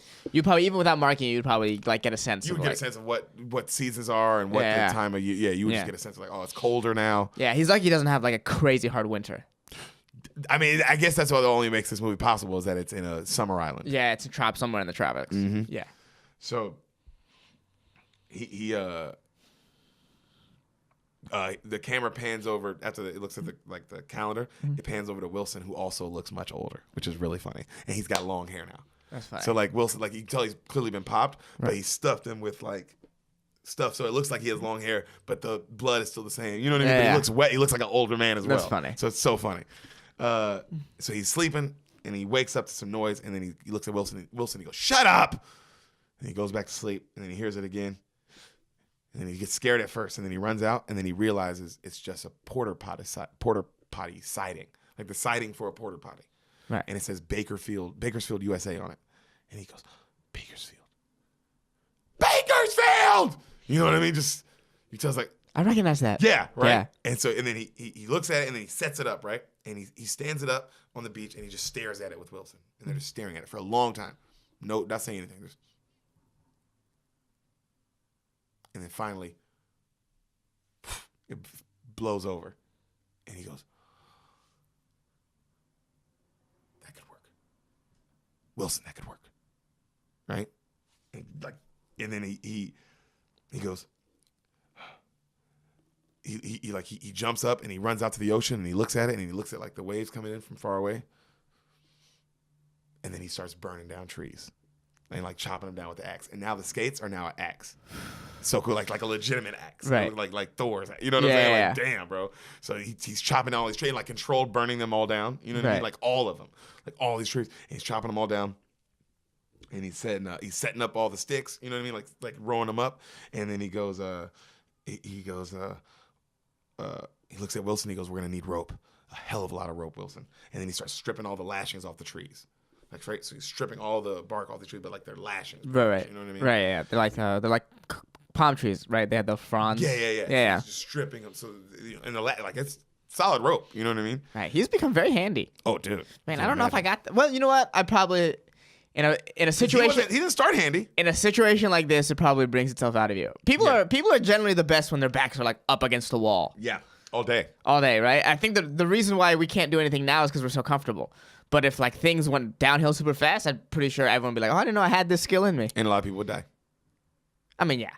No, but you're right. Yeah. You see what I'm saying? Like the people, it would be the people who were like that. Who But it would be survive. it would be such. It wouldn't be like now how you can just survive and not you can just walk around. You know, Yeah. it would be the people. It would be like the people who are survivors and then the people who aren't, and that would just be it. Right. It's like, damn, that's how it used to be. It's like it still kind of is. We're just on the surviving side because we're so comfortable. Yeah. Well, I mean, everybody can like it. It ain't like who's gonna hunt and who's not. No. Who's gonna be in the pack and who's not. Yeah. No, it's not that. Yeah. That's where it gets fucking dangerous. Thank God for civilization. As long as it lasts. Hopefully it stays. I like podcasts. Yeah, stuff. it feels a little weird right now. All right. So he in the cave, he's counting all the days until the high tide comes back in, right? Right. And he's counting he's adding up how much rope he's gonna need, and he's like, we're gonna have to build it, stock it, launch it, and we don't have a lot of time, Wilson. He goes, but, and then he looks at him, he goes, we live, and then he starts doing a bunch of rope stuff and die by time, and he starts quoting himself from early in the movie and like laughing at himself, right? And then it's quiet for a second, and he looks at Wilson and he goes, I know. And then it fades out, right? So he's fastening the boat together with everything, right? The VHS tapes. He's using all the tape from the VHS, all that shit, all the tree lashings. And then he goes, everything. He goes, that's it. That's all that's left. I've scoured this island, and that's all the rope we have left. And we're going to be goddamn short. And he throws the axe down. And he goes, I'm just going to have to make more out of videotape, I guess. And then he starts doing tying up the boat, right? Like fixing his raft. And he goes, no, we have time. Yes, we do. Yes, we do have time. And he starts arguing with Wilson. It's like, yeah, we do. He goes, I know where there's 30 feet of rope, but I'm not going back up there. And then it cuts to he's now hanging off the side of the mountain, right? And he's like, and he's reaching to try to grab like a piece of rope that's dangling off the side of the mountain. Okay. And he finally grabs it. And then he climbs back up to the top, and then he starts pulling the rope, and it's really long. He's pulling it, and then he pulls it all the way up. There's a noose, and on the noose there's a wooden man, like a makeshift wooden man. And then he takes the noose off of him, and he stares at it. And then he comes back down, and he throws it at Wilson. He's like, there, you happy? And then it's quiet for a second. And he goes, do you have to keep bringing it up? Right? He goes, just forget it. And it's quiet. And he's like, yeah, you were right. The tree would have snapped. I would have landed on the rocks. I would have broke my leg and bled to death. You're right. But it was a year ago. So why won't you just fucking let it go, Wilson? Right? And then it's quiet. And he goes, well, what if we make it through this? You ever thought that, Wilson? We might make it through this. That crossed your brain? And maybe I'd rather do that than and maybe I'd rather take my chances out there than spend the rest of my life talking to a goddamn volleyball. And he grabs him and he punts him out the cave. Right? And he sits back down. He goes, that shuts you up. And he starts working on the raft again. And then he looks out. It's nighttime, right? And he goes, Wilson! And he runs out the cave, right? And at first it's kind of funny because he's panicking, right? He's like, Wilson! And then, bro, it gets dark. Serious, yeah. It gets dark where you're like, oh, this is He needs a friend. like this is like love almost. You know what I mean? Like, what? Wilson! He's like crying, Wilson! And then you see Wilson's like hidden in between these two rocks. Yeah. And he's looking, and then finally he notices him. He grabs him. He's like, Wilson, I'm so sorry. Never again. Are you okay? You know, and then he runs up, and then he's back in the cave, right? And he cuts his own hand, and then he gives Wilson a fresh coat of paint, right? And then he's looking at him, and he's like, yeah, I know you. And he laughs, and he goes, so, we okay? And then it looks at Wilson, and it pans out. Right? So his boat is finally completed. I know this is a lot, right? That's a lot. His boat's finally completed. Yeah. He's got a full raft. Yeah. Full, beautiful, done-up raft. Right? Look, it looks cool. Like, wow, this guy's handy as shit. Yeah, he's really put it all together. Right? So he's looking at the cave, and he wraps up the last package that he never opened. Yeah. And he paints. He puts it inside the raft, and then he paints the inside of the porta potty thing, which is like coming down like almost like a little hut on the raft. Okay. And he's painting the inside of it, right? With Helen Hunt's face? No, he's painting it. Yeah. Mm-hmm. It's with he's painting. You'll see later what he's painting with. All right. So he's painting, but you can't see, right? All right. And then he's looking outside, and then he has a little rope with a little piece of cloth set up, right? To notice where the wind's going. Yeah. No. Just to notice like it's in the same. Oh, okay. Just to notice where the wind's blowing. Okay. And then the wind all of a sudden changes directions, and he goes, like you know what I mean? Like it's time. Yeah. And so he's laying down now, and he's looking at Wilson. He goes, "You still awake?" He's quiet, and he goes, "Yeah, me too." "You scared?" "Yeah, me too." And it fades out. Right. So the next morning, he's writing on it's early in the morning. He writes on a rock. Chuck Nolan was here. 1,500 days, escape to sea. Oh. Tell Kelly Fears in Memphis, Tennessee, I love her. Right? And it's like right below that is where he buried the captain for like 5 years ago. Pretty much. Wow. You know what I mean? Oh, wow. So he launches his raft. Okay. It's launch day. All right? He ties up Wilson to this stick, like so he can look out. And he goes, "Here we go, Wilson. I don't want you to worry about anything. I'll do all the paddling. You just hang on, okay, buddy?" Right. Wilson's like pretty much like, okay. Yeah. So he's paddling out, bro, and he starts getting hit with the bigger waves. And he's like, "Hold on!" And he's getting over him. Then he's getting hit with another one. "Hold on, Wilson!" And then he sees the big one coming, and he's looking at it. And he's like, "Not yet, not yet. Stand by, Wilson. Just hold on." And then he lets the sails go, and then the porta potty siding goes like it goes up like sails. Right? And it's got the big angel wings on it that he drew from the packaging. Oh, wow. That's what he painted on it. And it like carries him over this gigantic wave. And then he sails over it, right? And he's like, "Well, we did it, Wilson. We did it, right? We did it. We did it." And he's yelling. And then he's looking back at the island. And as he's celebrating, he gets crazy sad. And he just starts crying. And then he's now floating, like, Oh, wow. And he's like paddling away. And then he turns Wilson so Wilson can look back on the island too. And they just look back on it, and it just gets smaller and smaller. You know what I mean? And he's fucked up. And it's like, oh my God, bro, you would be so It's your home. dependent on it. Yeah. It's your home, and it's also like land. It's land, and at the end of the day, it is life. Yeah. And This is death, possibly death. right. That is for sure life. Right. And once you're out in the middle of the ocean, there's no way back. Can't get back there. No. You can't turn around. Also, it's like mentally, it's like, man, I'd rather you'd have to make that choice. Like, where am I going to die? Yeah. On this island, or in the Or ocean, Yeah. or take my chances. You know. Fuck. Good movie. Mentally good movie. Yeah. Oh man, I didn't know he was gonna spend this much time off the island. If I'm being very honest, Really? I thought he got rescued on the island. Oh. Yeah. So we're You entering. didn't see this whole Life of Pi situation coming, did you? No, no. We're now in uncharted water for my brain. Legitimately, we're actually in uncharted water. Yeah. It's like, now how does he get found? So the next day, he like the whale. He's paddling right, and a whale comes up to his side. It's night, and he looks at the whale, and the whale just his big old eye comes up and looks at him, and they just stare each other down for a little bit, and then the whale goes off. Right. So it cuts to the next day after that. He's like underwater, and he's fishing underwater. Like he stabs a fish with a spear. Is he like tied himself to the raft? Yeah. Yeah. And he like swims back to the raft. You know what I mean?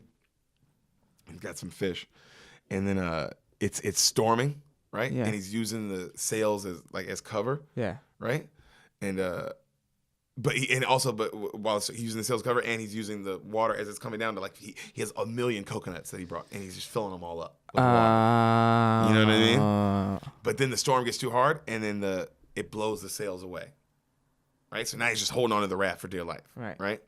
And he goes, "They're gone, Wilson. They're gone." And he's holding on, and then he goes, "What? I don't know why." I like that Wilson's kind of a dick. Like, shut the fuck up, bro. Kid almost. Yeah. Bro, what do you mean? Why? You were here. The same. You see me holding on. Yeah. So the next day, his raft's pretty fucked up, right? Right. And it's barely kind of holding on together. A stick, like you can tell his skin is like crazy sunburn and shit, and a stick is holding Wilson on the raft, but it's kind of like dangling like this. Right. And then finally it hits the water, and it drops him, but he's asleep. All right, Tom Hanks is asleep. So a whale spits on him, like a whale, like spits on him, waking him up, and he looks over and he's like, "Where's Wilson?" And he goes, "Wilson, where are you? Wilson!" And he turns and he sees he's far away. So he just falls in the water, like trying to swim to him, but he's so weak, clearly, because it's just clearly he's been out at sea for a long time now. Right. You know what I mean? And he's just trying to swim to him, but he's too weak, so he has to go back and he grabs the raft and like ties a rope to himself, and then he tries to swim to him, and he's going to him, but he's like damn near drowning, you know, because he's just Wilson, you know what I mean? And he's holding on, and then finally he's doing this, the rope lets go. So now he's like, "Wilson!" And he kind of stuck, and the raft's floating back, and Wilson's floating that way. So now he's like, "Wilson! Wilson!" And he's like, just cries, and he's still going for him. "Wilson!" And then he looks back, and he's like, "Wilson, I can't." Bro, makes you continue because it's just the Wilson, I can't.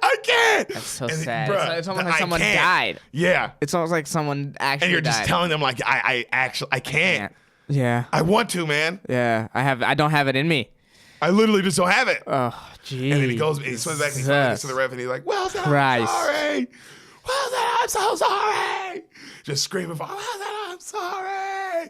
And then it cuts to him on the raft and he's just crying like a baby screaming. Oh, God. Wilson, I'm so sorry. I'm so sorry. Wilson. A long time, bro.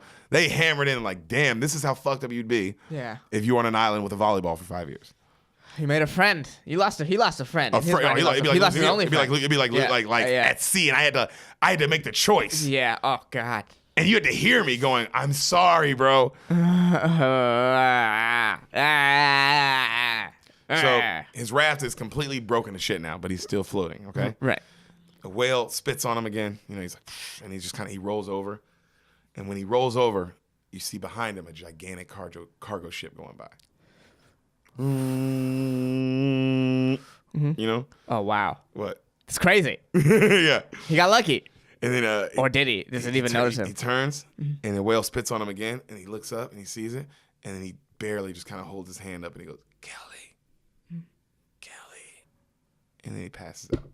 Right? And then you hear like the alarm on the ship going off and like you see some people kind of come like, what? Right. You know? So cut to Kelly, Helen Hunt. She looks completely different. Got short hair. Completely looks different, right? Right. She gets a phone call, and she's like, "Hello." She goes, "Yeah, this is me. This is Kelly." And she goes, "Yeah, I'm ready. What?"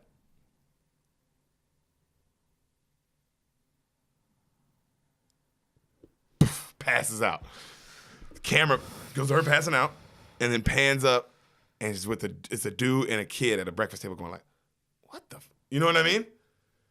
Like, so cut to, camera fades out 4 weeks later. All right, 4 weeks later now. Tom is clean shaven. He looks completely cleaned up. He's got regular clothes on. Right. He's on a plane. And then a stewardess goes, Dr. Pepper, 2 cups of ice. And then he goes, oh, ice. He just looks at the ice. Right. It's like, wow, you would, because ice would be like, damn, I forgot how precious ice is. So. Damn, a Dr. Pepper too. Just that taste. Just the taste. 2 cups of ice. Taste of civilization. Just that. Oh man, what tastes better than a goddamn Dr. Pepper after 5 years? Yeah. What tastes like civilization more than Dr. Pepper? That should be their new ad campaign. Dr. Pepper tastes like civilization. Been abandoned on an island for 5 years? Yeah. Have a Dr. Pepper. Have a sip. Really tastes the 23 flavors. Yeah, let's take you back. So his friend is giving him a run through what's going to happen. He's like, hey, Fred Smith's going to be where we land. He's going to say a few words. People are going to thank you, blah, blah, blah. And he goes, man, when will I get to see, he's like, and then Kelly? And he's like, and then after that, we'll take you to see Kelly. And then he looks at his friend. And he goes, I don't know what I'm going to say to her. And he goes, Chuck, Kelly had to let you go. He looks at him. And he goes, we thought you were dead, man. We all thought you were dead. We buried you. We had a funeral for you with a coffin, a gravestone. And he looks at him. He goes, you had a coffin for me? What was in it? And he goes, I put in there. I put some Elvis CDs in there because people put kind of what they wanted. And he's kind of just like smiling to himself, like, what the fuck? Yeah. I put some Elvis CDs in there. It's also because you tell us like you would feel like I'm sure at the time you're like, oh, this is where we bonded on Elvis and my boy. But then now that he's live, you're like, yeah, it feels really dumb. I did that. So he goes, so you had my funeral. Tom Cruise goes, so you had my funeral, and then you had Mary's funeral? Stan, I'm so sorry. I'm so sorry I wasn't around when Mary died. I should have been there for you, and I wasn't. And I'm so, so sorry. And his friend's like, it's okay. He smiles, like, it's okay, you know? Because that's crazy. It's like, oh, damn, I forgot he was going to help his friend try to beat cancer. Like, you know what I mean? Yeah. And then that never happened. It never got to him. So Fred Smith is talking on the news, right? And he's welcoming home Chuck, and then everybody goes crazy for him. Everybody just claps. Right. And then they actually got Fred Smith, by the way, which is really funny.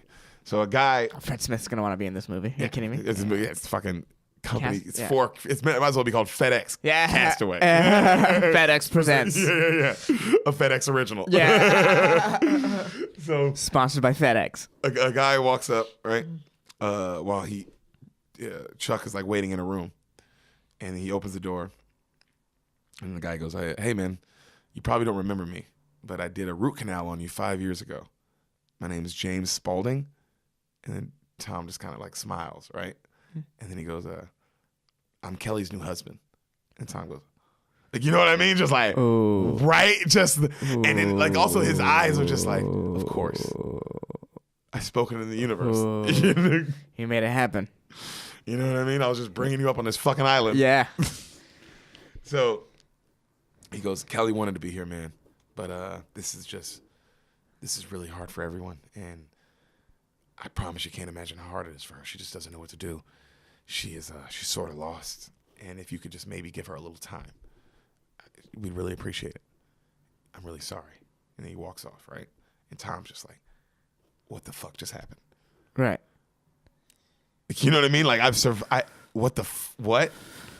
So he watches them. He goes to the window and he watches them get in the car, and he can see Kelly is crying from outside the window. Right. And then she looks like she's going to run back in, and then and he grabs her, like the husband grabs her, and then she stops, and he consoles her for a second, and then she breaks down again, and he gets in the car and they leave. And Tom just kind of watches that. So cut to, there's a big party going on, and everyone's having this huge party, and they're all saying bye. They're all leaving Chuck, saying goodbye, blah, blah, blah. And they're telling him to get some sleep. We got another big day tomorrow. Tomorrow, we bring you back to life again. You know what I mean? And he laughs, and all of his friends leave. So he's looking over at all the leftover food at the party, and it's just crazy. It's just so much leftover food. And he's just kind of walking by, just kind of looking at it all. And then he grabs a crab leg, and he's gigantic. And then he gets like disgusted, and he like throws it, right? And then he grabs a lighter, and he goes, ch, ch, ch, ch. And he's like, man, almost like, what the fuck? You guys don't know how good you have it. Yeah, just the idea, just looking at the lighter. And then it cuts to that night, and he's sleeping, but he's not on the bed. This gigantic mattress that they gave him, like this king, beautiful hotel. He's like on the corner. He's in the corner on the floor, right? Just with like one blanket. And then he's got a flashlight, and he's just cutting it on the pocket watch like he used to sleep. Like on and off, right? So it's raining like crazy the next day, and you see a taxi pull up to a house. Tom goes to the door, and he's about to knock, and he stands for a while, but he doesn't knock. And then he stops, and then he goes to ring the doorbell, and then right before he rings it, she opens the door, Helen Hunt. And she goes, get it out of the rain. I saw your taxi drive up. And then he's like, she hugs him, and he hugs her back, but he's confused. He's like, and then he's looking around the house, and there's toys all over the house, right? Mm-hmm. And he goes, "Where's your kid and your husband?" And she goes, "Oh, they're upstairs. They're asleep." And he goes, "Okay." And he goes, "What's your daughter's name?" And she goes, "Katie." And he looks at a picture of her, and he's like, "She's a beautiful girl." She's like, "Thank you." And then they're staring at each other, and it's quiet. And then he goes, "So let me get one thing straight here."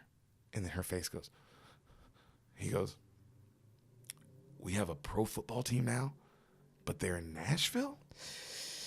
And then she goes, yeah. And then she laughs really hard, and she goes, they're the Titans. They're the Titans. He goes, huh? And she goes, "They used to be, the Houston Oilers?" He goes, "Yeah." He goes, "So they're the Tennessee Titans now?" He goes, "Really?" She goes, "Yeah. And last year, believe this, they made it to the Super Bowl, lost by 1 yard." He goes, "Really?" She goes, "It was the greatest game you've ever seen. It was so cool. And we were just, oh my God, it was so exciting. But they lost by 1 yard, the Tennessee Titans." Can you believe that? Remember that. Right? That's the first Super Bowl I remember. I remember that Super Bowl too. It was one of the first Super Bowls I ever watched the whole game start to finish. I watched the whole game of that, yeah. I was like in it. Yeah. I was completely in it. I remember the Broncos Elway Super Bowls. I remember them. I remember them being on, but I didn't watch the whole game. I remember the Elway copter play, the one where he jumps for the I remember that. I remember that. And then I remember the name Terrell Davis, but I don't really remember anything outside that. Yeah. Huge games. And I remember it was because he had concussions, and he still played, and he still had a great, and he couldn't, I remember it was a big deal. He was blind. He couldn't see, and he still was down. And they were like, and the coach told him, "Yo, we just need you to be out there. We're not going to hand you the ball." And he's like, "But coach, I can't see anything." He's like, "It doesn't matter. Just get out there." And he went out there and literally could not see. That's crazy MVP shit. You know what I mean? That's MVP shit, bro. You're like, you're blind. That's real deal championship, dude. Some people, it's like like this. Like you do what you got to do to get what you want. Yep. God, and McNair. Shout out to Terrell Davis. Isn't it crazy that McNair did what he had to do and still didn't?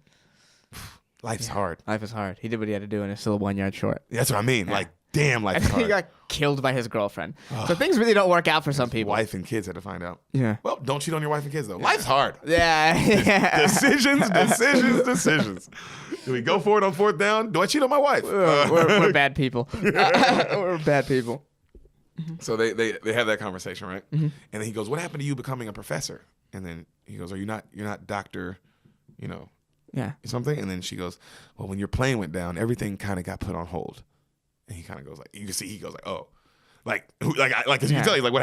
And she was like, "Well, yeah, life changed drastically. Life changed drastically when the guy that just kind of proposed to me disappeared. Right. I didn't know what to do." Right. And then she goes, "But I still think about it though. I still want to do it." And then he goes, "Well, I came here to give you this." And then he gives her the pocket watch. He goes, "I'm sorry, it doesn't work, but I kept the picture. It's a little faded." He goes, she goes, No, of course not. I can't take this back. I gave it to you." He goes, "Stop. It's a family heirloom. It should be in your family. It should stay in your family. It was important to me that it does." Like, you can tell, like, it kept me alive. Like, it should live on. You know what I mean?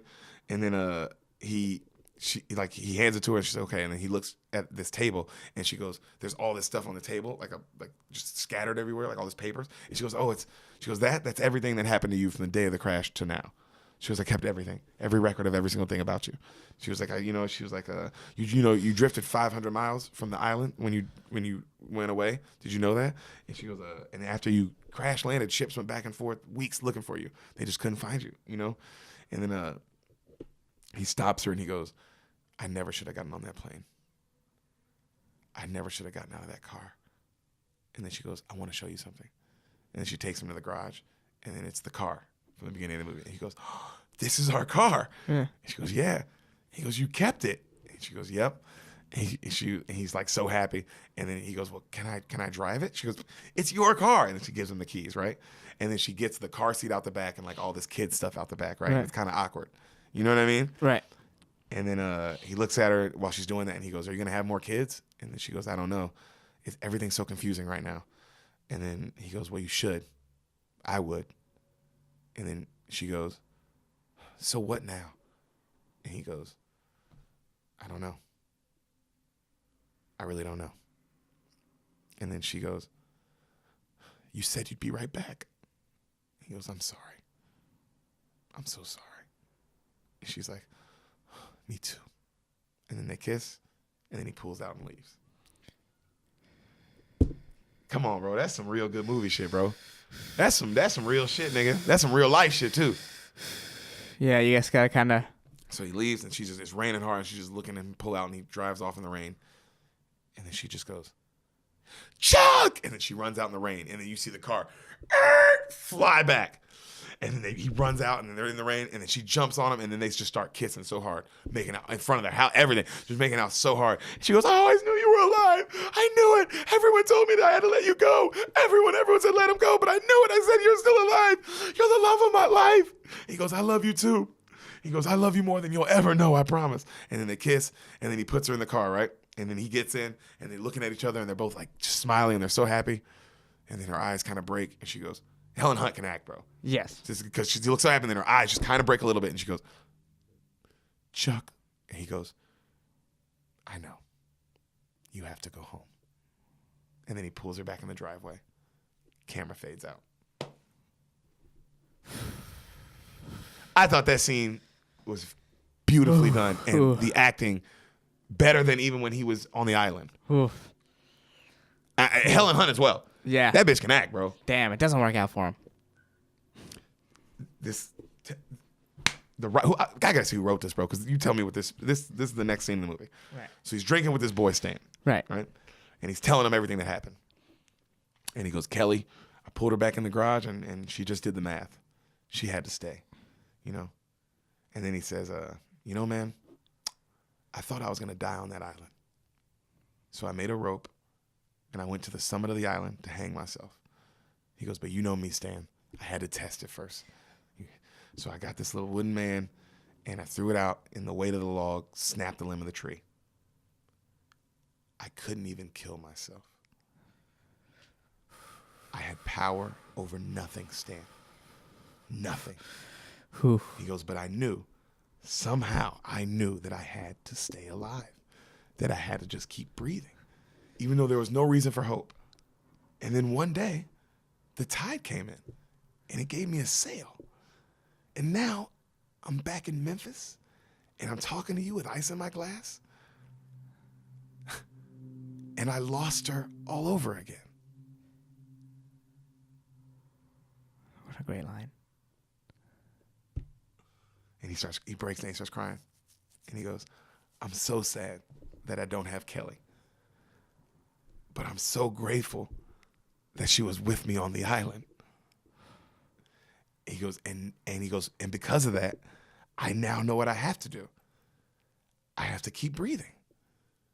I have to just keep going again. Tomorrow the sun will rise. And you know what? Who knows what the tide will bring in? Come on. Come on. Jesus Come on. Christ. Come on. Who knows what the tide will bring in? Also the line of, I went through all that. It's just to lose her again. Just to lose her again. That's a great line. But I had to lose her to know that, like, I had to go through the island and know that, like, oh, I didn't need, like.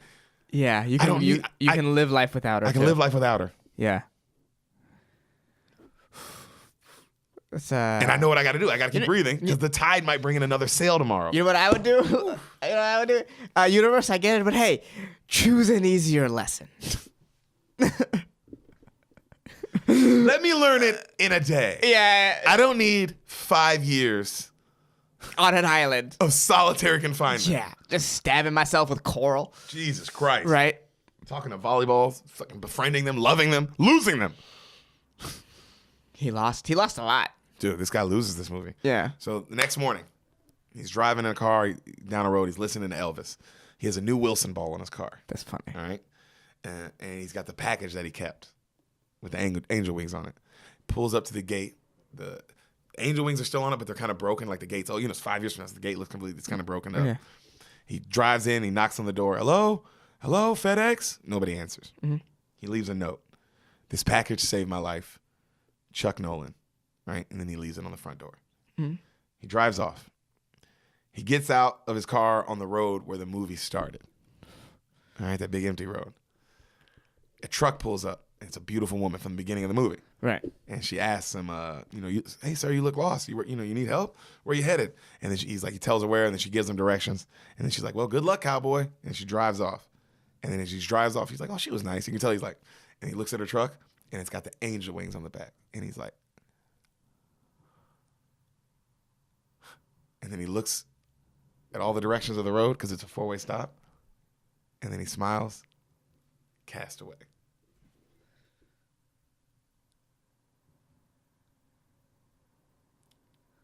What a great ending. Come on. What road can he take? He's free to choose. He's free to choose.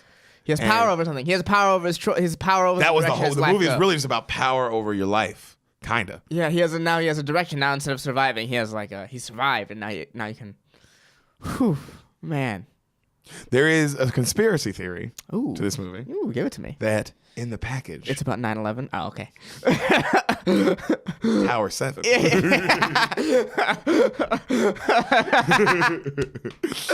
In the package was one of those what's-called phones. Those phones. Satellite phones? Like a satellite phone, like a satellite radio phone. Okay.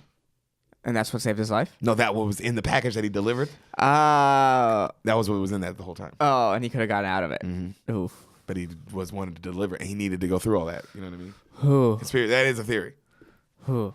I mean, what could you do to really prove that theory? I forgot there was reasons for it, but that was the gist of it. But there was reasons for how the. Well, I'm gonna choose to believe that because it makes the movie better. Me too. I love it. Yeah, I like those conspiracies that don't really fuck with the movie. Yeah. It's it still makes the movie good. Yeah, and it's just it's to of course there would have been that in the one package. You know what I mean? Yeah, that's life. That's so fucking life, dude. That's so fucking life. Satellite radio phone and food. That's the most life shit I've ever heard in my life. A lighter, everything else. Literally just a perfect kit. Yeah, a map of where he is. And a map of shipping lanes and how to get there. Well, he does win at the end. I forgot there was a point where during the FedEx talk on the thing where they talk about how he gets compensated for everything. Fred Smith talked about how they're going to compensate him. So it's he makes millions. Oh, on he millions probably on doesn't have to millions work on millions. anymore. Oh yeah, no, he gets like millions for settlement. Right? Yeah. Like I think, but he didn't have to sue. Like they just gave it to him. Well, yeah. It's probably better for the company. And yeah, I was gonna say in the company's interest, you guys gotta be like, okay, we'll give him stock. We'll make sure he doesn't have to work. He was also a great manager anyway. He was a big manager for him too. So that doubles down of like. Yeah, well, they had him on call. They paid him. And you have to pay him for. Also, you probably got to pay him just for the 5 years, just what he would have made for those 5 years, right? Yeah. And then on top of the millions and and all the things he gets. Yeah, life. but he doesn't get the girl, and that's sad. Doesn't get the girl, But bro. there's other girls in the future. But doesn't get the love of his his fucking life. Like the woman he was gonna marry, the woman Yeah. that it was, you saw your whole life going in front of you, and then it just, man, what a movie, dude. What a good movie though. Zemeckis, good job, buddy. And that's Castaway.